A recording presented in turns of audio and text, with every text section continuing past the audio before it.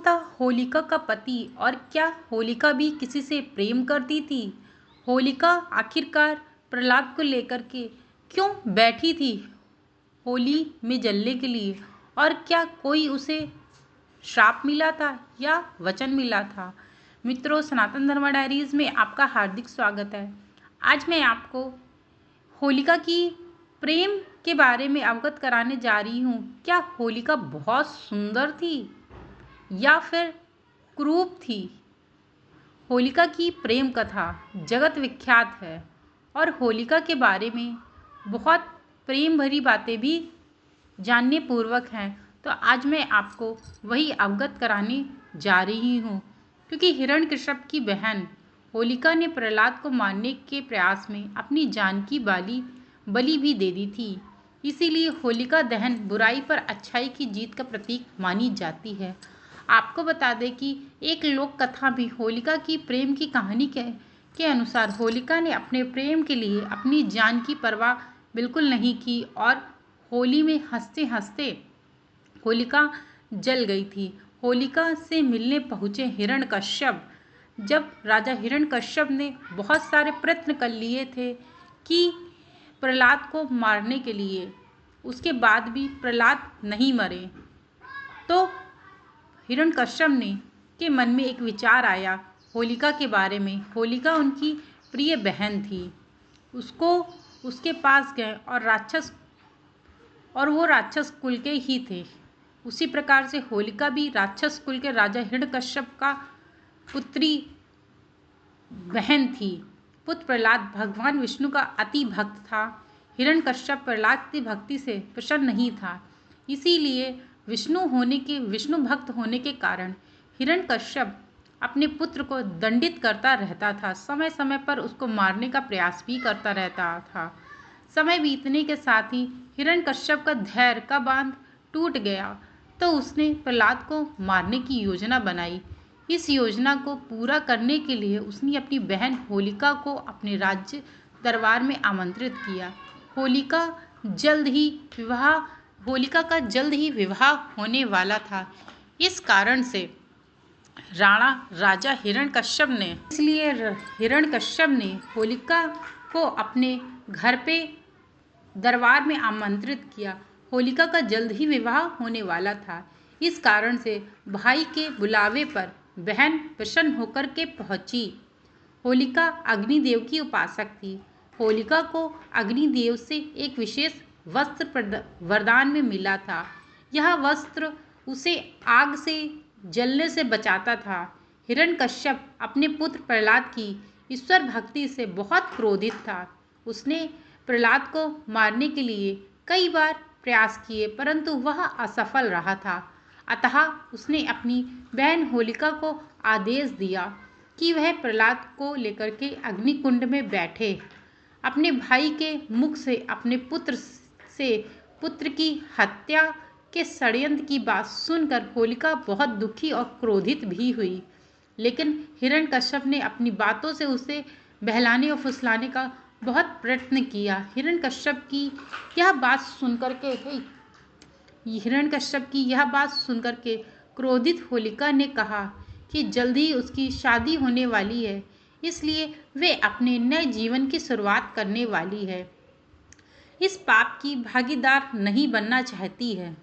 जब हिरण्यकश्यप को होलिका के प्रेम राजकुमार इलोजी के बारे में पता चला, तो उसके एक ओर चली और होलिका को धमकी दे दी कि अगर वो प्रहलाद को लेकर के चिता में नहीं बैठी तो वह होलिका के होने वाले पति की हत्या कर देगा। होलिका हिरण्यकश्यप की बात सुनकर डर गई और प्रहलाद को लेकर के चिता में बैठने के लिए तैयार हो गई।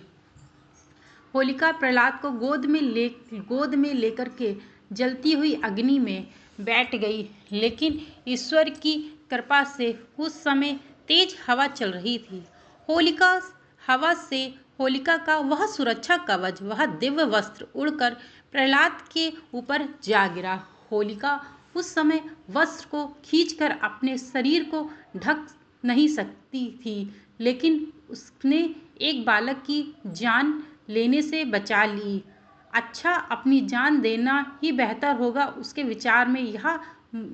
उसके मन में यह विचार आया। होलिका जानती थी कि अगर वो प्रहलाद को नुकसान पहुंचाए बिना बच गई तो उसका भाई हिरण्यकश्यप उसके प्रेमी इलोजी की जान ले लेगा। इसीलिए उसने प्यार की वजह से अपनी जान दे दी। इस तरह अग्निदेव के दिव्य वस्त्र की कृपा से प्रहलाद आग से बच गया, लेकिन होलिका जल करके वहीं भस्म हो गई। आपको बता दें कि आसपास की जगहों पे होलिका को प्रेम की देवी के रूप में भी पूजा जाता है। यह होलिका दहन की आग होलिका देवी के बलिदान को याद करने वाली होती है, जिन्होंने अपने प्यार को जिंदा रखने के लिए अपनी जान खुद गंवा दी थी। इसको होलिका का त्याग के रूप में जाना जाता है और होलिका का कतई भी बिल्कुल भी मन और विचार नहीं था कि वो प्रहलाद को होली में लेकर के बैठें, क्योंकि उनको पता था इस बात का कि श्री हरि विष्णु का भक्त होने के कारण उसका कोई भी बाल भी बांका नहीं कर सकता है। और इसी प्रकार से जैसे ही हवा चली और वह पट जो था उसका, यानी कि जो रुपट्टा था, वह उड़ के प्रहलाद के ऊपर चला गया और उसने कदापि उस रुपट्टे को अपने ऊपर नहीं उड़ाया। यदि वो रुपट्टा अपने ऊपर उड़ा लेती तो वो बच जाती, परंतु प्रहलाद भी बच जाता, क्योंकि वह श्री हरि विष्णु का भक्त था। होलिका इस बात को जानती थी कि श्री हरि विष्णु उसको कभी भी कुछ भी प्रहलाद को नहीं होने दे सकते हैं, क्योंकि उनका परम भक्तों में से नाम माना जाता था। इस कारण से उसके मन में यह विचार आया कि यदि प्रहलाद नहीं मरा और मैं बच गई तो भी मेरे मेरे प्रेमी यानी कि मेरे विवाह होने वाले पति को हिरण्यकश्यप यानी कि मेरे भ्राता मार डालेंगे।